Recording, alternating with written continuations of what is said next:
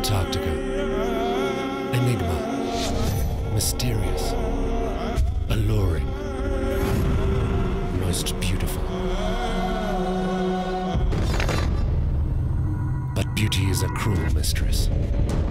Love at first sight, an affair so sweet and yet so bitter. She will break your heart. She will break you. And yet you'll come back for more.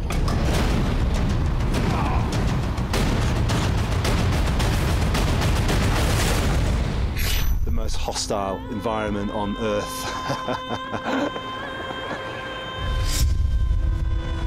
Now, at the end of the world, 7 teams and 17 contestants from 6 nations are taking on the most desolate and unforgiving environment on the planet to compete in a race that has been 100 years in the making.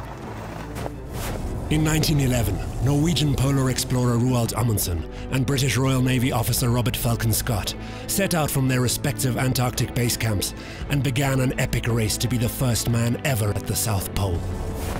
It's 2012, 100 years on, and 17 adventurers will follow in the steps of the 2 great explorers before them. 24 days, 700 kilometers, battling the elements. 16 hours every single day. All the theorising, all the expectations, all the bullshit's now out of the way. We can actually do what we came here to do. Every step that we take now is a step closer to home. This place is dictating what we do. It's not us who dictate what we do. There's nothing. There's just nothing. There's no reference to the real world.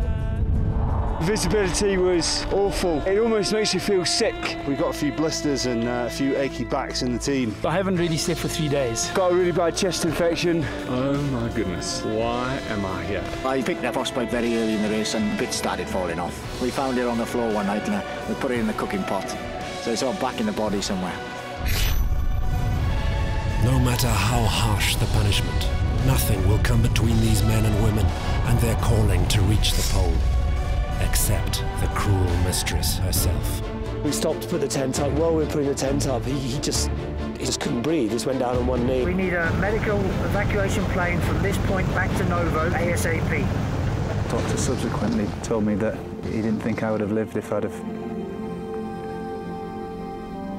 spent all day thinking I was letting people down. I'd not been able to do this.